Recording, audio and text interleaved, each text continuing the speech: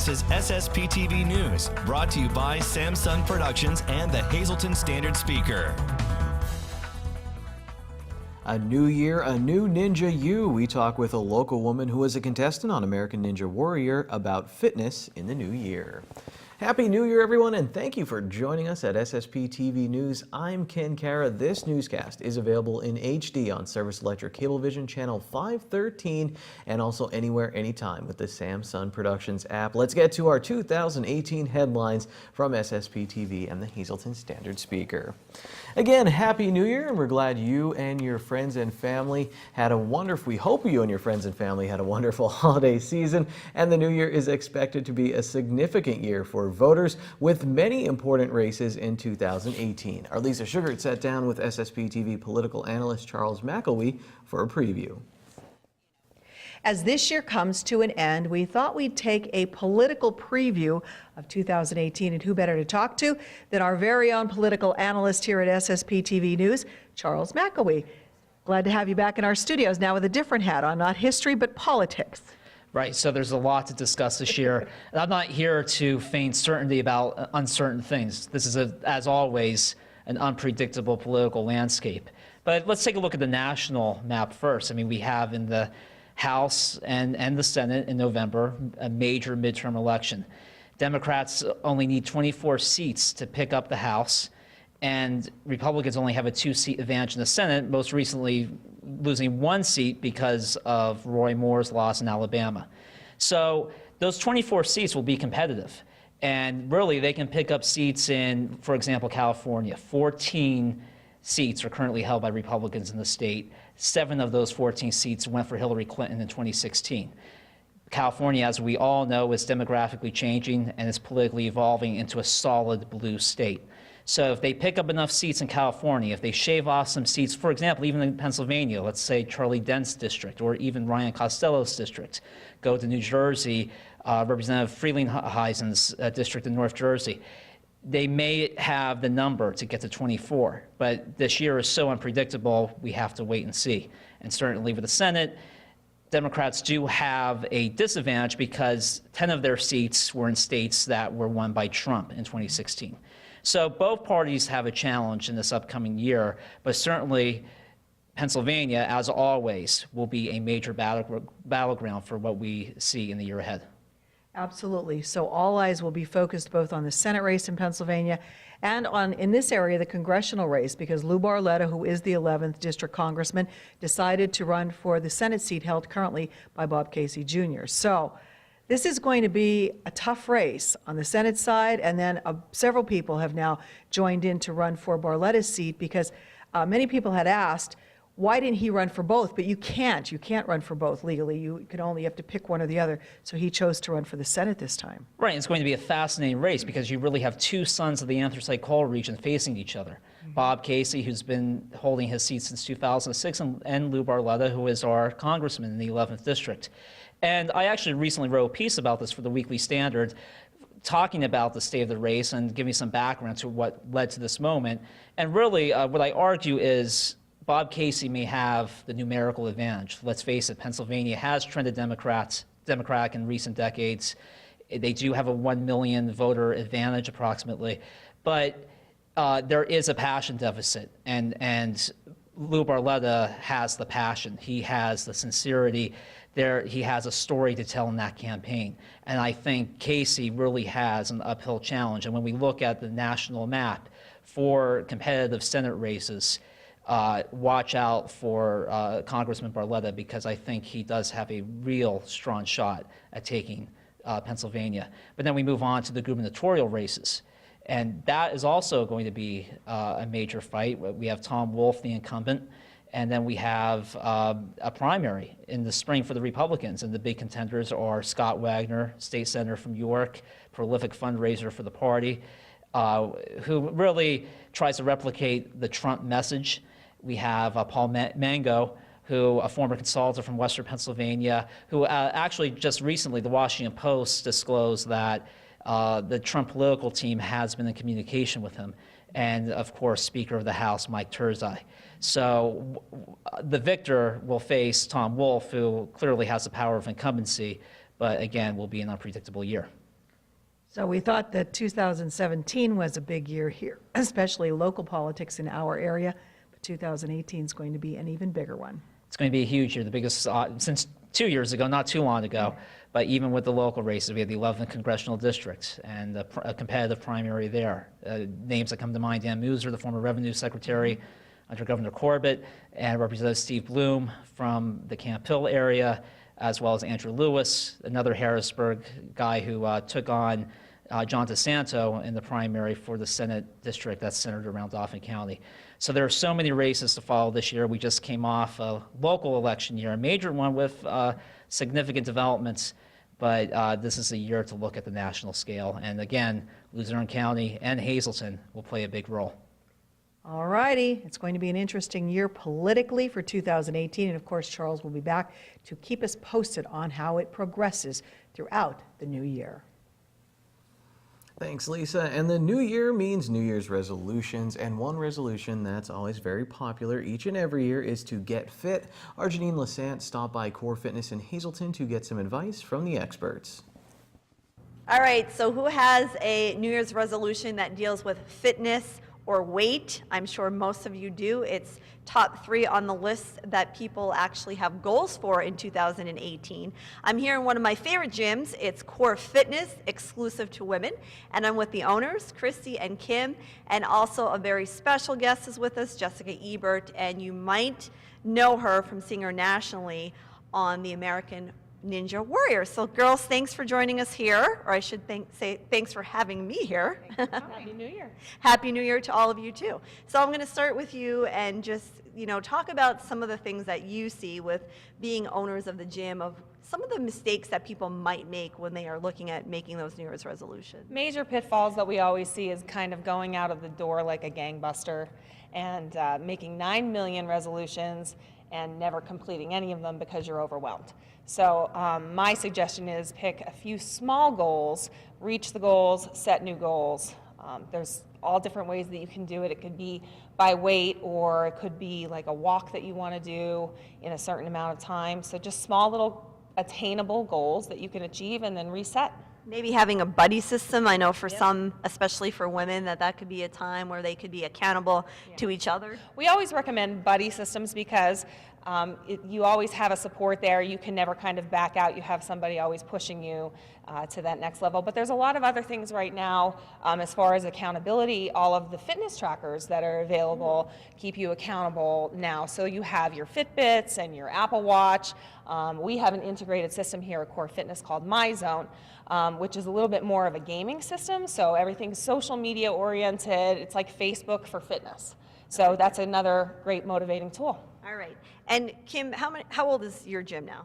We're going on 7 years. Okay, so 7 years, and you have grown immensely over the years. So what have you seen as far as why this is successful? Why do women keep coming back? I think it's a lot of motivation and camaraderie with the other women that they meet at the gym. And like you said, having a buddy system, but yet having those people that support you as you're working out and you see them all the time. I think that's one of the things, that keeps people going. And we do little motivational things here. We have like a Christmas tree that they decorated for Christmas. And they would, every time they worked out, they came in and they put a sticker on. So seeing that daily motivation, I think, keeps you accountable and helps you to keep coming back. All right, and last but not least, we'll shift on over here. I'll come on over here by Jessica, because Jessica is actually from Honesdale, and she was in our area of Hazleton because we recently did a show with you for the girls' finale talking about fitness and getting women involved. So, talk about a little bit about what you do, how you are able to juggle in working out every day, staying active. You have 3 boys. 3 boys, yeah, 3 boys. It has to be something you want to do. You have to want to do it for yourself and not to please anybody else. To piggyback off of what these ladies just said, accountability is definitely key. Having somebody that you can work with and that will say, I missed your class this morning. Where were you? Why weren't you there? Or just to say, are you doing well with your food goals? Because to be honest, it is hard during the holiday season. Food, nutrition, and exercise have to go hand in hand. You can't eat everything you want to eat and just work out. or vice versa. You can't, diet, and not work out because they're going to piggyback off of each other. Small attainable goals are definitely the way to go. That's what I do in my fitness journey since I've started. I wanted to increase my water intake, so I got a water bottle and I put marks on it, and by 8 o'clock I had to drink this much, and by 10 o'clock I had to drink this much. And as Christy said, the apps that are available to be able to remind yourself to hit these goals. My watch will ding once an hour and say it's time to stand up or it's time to take a drink, whatever the case may be, because we get sucked into our daily life. And as far as fitness goals go, little steps, being able to walk up a flight of stairs without heaving and huffing and puffing, starting there or parking further away in a parking lot and just giving yourself the distance to walk in. Even though it's cold out, you might want to rush a little bit faster, but that's not necessarily a bad thing. Little goals can turn into big achievements. So lifestyle change is what I'm hearing from all the ladies here. I wish you all a happy new year. Happy 2018. We have to get used to writing that now, I think, and saying it. And happy new year to all of you watching us here on SSPTV News. Thanks, Janine. Coming up on this New Year's edition of SSP TV News, Standard Speaker sports editor Dave Seaman is here. We'll take a look back at the year 2017 in sports. And up next, we recap the year in space with Scott McAndrews from the Greater Hazleton Area Astronomical Society. This is SSP TV News, your place for 24 hours of your hometown news and information.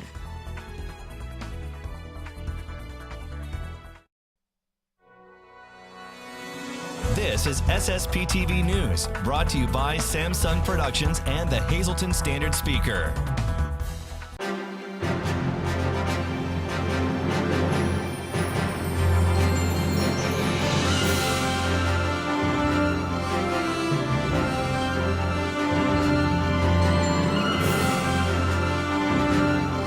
Another year, but just really a drop in the cosmic bucket when you think of things here with Scott McAndrews, president of the Greater Hazleton Area Astronomical Society. God, I don't know if I ever asked you about going to view the solar eclipse, because you actually took a trip, went out to see it. I mean, I thought it was amazing here in the Hazleton area. Right. Tell us where you were and just your impressions of what you saw. We went to Chester, Illinois. Okay. We had gone there. My brother lives near St. Louis, so we had an inn in that area. I had done some research.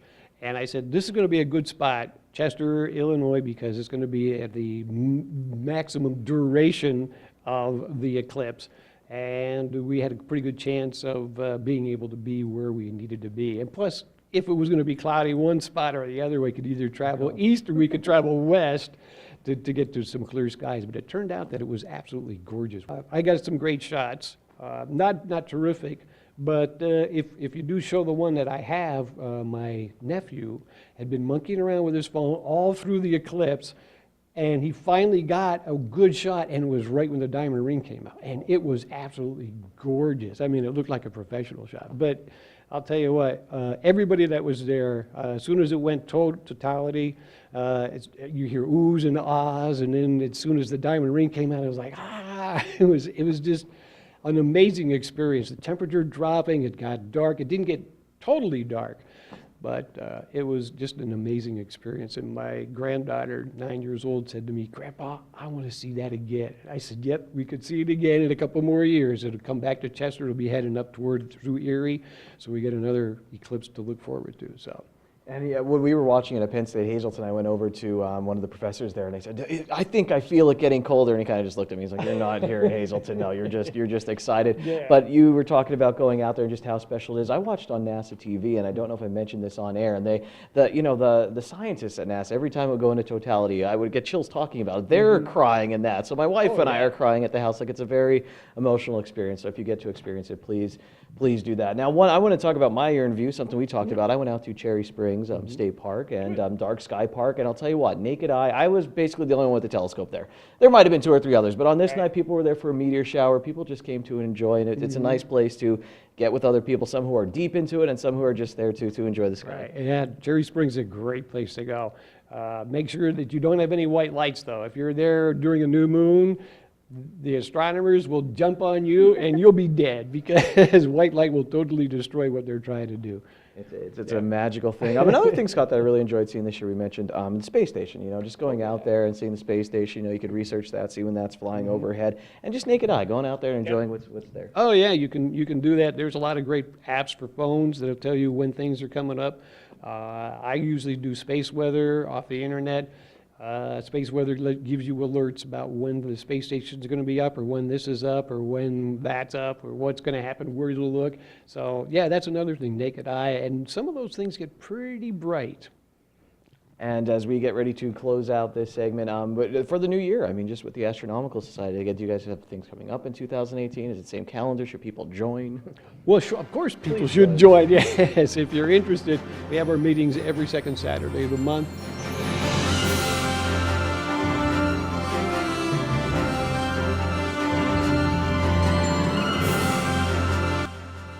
Makes me feel like I'm waiting in line for a ride at Disney. A lot of fun. Thank you, Mark. When we come back, Dave Seaman is here. We'll take a look back at some of the biggest stories in local sports from 2017.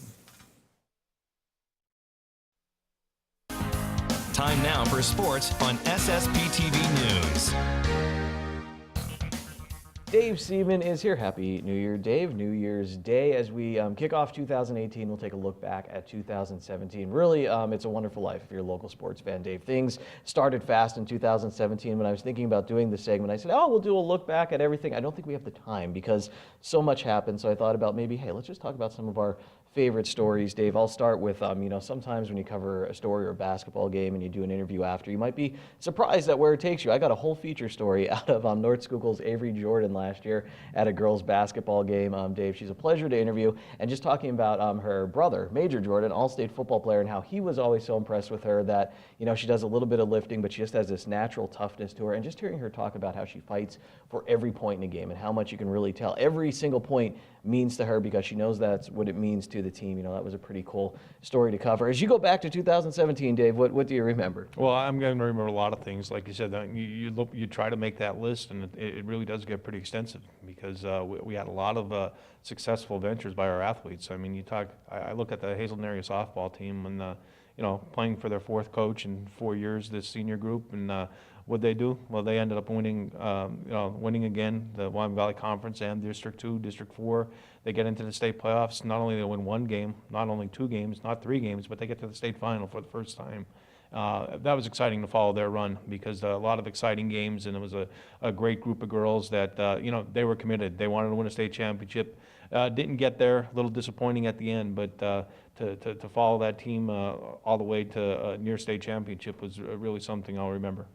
Dave, and maybe just speaking to how hard it is to win a state title, because we've seen a lot of great athletes in 2017, and I don't want to say the disappointments because it's great getting there and getting that silver medal, but we had a lot of close calls. You had Jimmy Hoffman taking second in wrestling. You had the Marion volleyball team coming in second in the state, the Hazelton area softball team you mentioned, and also at the district level, Dave, I think of the Hazelton area basketball team. They had such high hopes last season. They get the silver in the sub-regional and don't make the state playoffs. These were still great teams, great moments, great athletes. It's just there's a lot of other great athletes out there as well, and there's nothing to hang your head about. And I know we talked about it before, but just how impressive how these athletes handle themselves after this, talking with us, talking with the media, and then of course bouncing back. You look at Jimmy Hoffman at Lehigh University now. Yeah, it's cornball, but you do learn a lot from losing. It's just the way these young kids, and they're youngsters basically, they make our job, enlightening, really. How they handle it with such grace.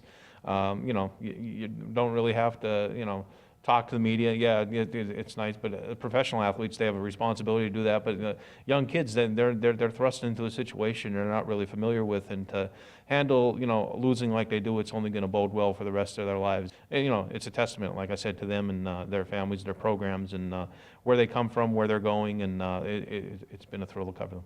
And Dave, I'll have to say, like you said, I learn from them all the time because we pre-recorded this. If Penn State lost the Fiesta Bowl, it's now January 1st. The game happened on the 30th. I guarantee you I'm still not talking to anyone except for maybe my wife. Some feel-good stories from this year, Dave. I was just at Thanksmas recently with Joe Madden at the Hazelton One Community Center. When Joe's in town, there's usually a lot of people around him, and the media kind of hovers around. They want to get in their interviews, but you overhear his conversations with people, and it's so nice to hear. He always takes the time to talk with people. Him and his wife, Jay, always has a story about Hazelton, but that's a real heartwarming heartwarming event too. I mean, I saw the kids getting toys. It's a very special time of year when that happens. And what other stories, David, do you think back at 2017? Well, I'm going to give you two of them. One of them is going back to the softball team. I did a story on Hope Kinney, the catcher from the softball team, 4-year starter, dynamite player throughout the years and everything like that. And her work with mentally challenged students. She comes to school with a smile on her face every day. She came to the field with a smile on her face every day, and that was infectious. I mean, it rubbed off on the kids that she dealt with, and all the people who she worked with in that program, spoke so highly of her. And to see Hope, on the softball field, just have that same energy and enthusiasm, and it's a heartwarming story. Another story I mentioned is somebody I'm real close to, and if I don't mention him, it's my own father. I'm fortunate enough to get inducted to the Hall of Fame this year, and I mentioned him a lot during the thing. But he actually went to a recent basketball game with me, and the ball rolled to him twice. And he was able to put the ball back and play without any problem. So I gave him 2 assists.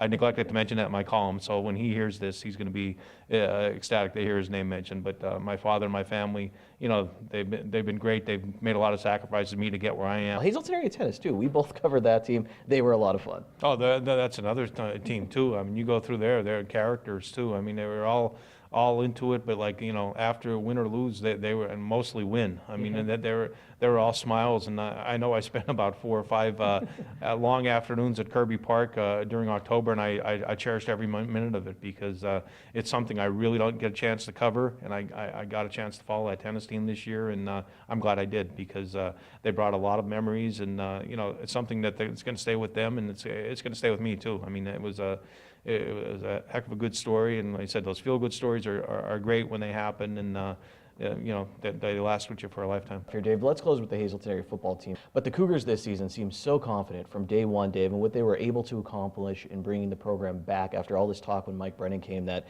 they were going to do this, getting to a district championship game, and now having 3 players be named All-State, and 2 of them are juniors. Yeah, and that only bodes well for the future. I mean, because we talk about the excitement, and we talked a few episodes ago about the process, the Philadelphia 76ers, and Mike Brennan believed in that process, rebuilding the program and doing it his way. I'm excited about the Hazleton area basketball team too. They're in the throes of a great season right now, ranked very highly in the state. I wish more people get out to see them, because these kind of teams don't come along very often, and they're right in our backyard, because it's a thrill to cover them, and it'd be a thrill for all the viewers to go out and get a chance to see the Cougars too. Yeah, a lot to look forward to in 2018. Danny Burlitz back at Marion State champion. Swimmer, you have the Monomoy area girls basketball team, so a lot going on. Yeah, and we can't forget about Tina Capro won a state championship in cross country. I mean, you keep going up and down the list, and you're going to find somebody like you forget to mention, because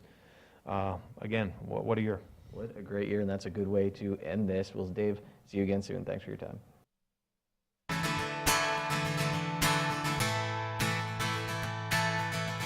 Hello and Happy New Year, everyone. I'm John Eric Poli, and I would just like to remind everyone that if you have an event coming up, have a birthday or anniversary that you would like on the air, please feel free to shoot me an email at john@ssptv.com. And most importantly, I'd like to wish everyone a happy and safe 2018. Now, Kenny, back to you on the desk to wrap things up.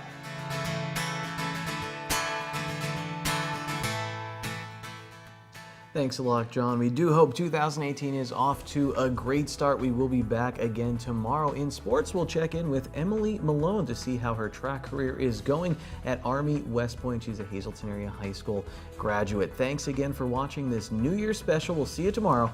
Take it easy, everyone. Watch us online anytime at ssptv.com and follow us on Facebook and Twitter.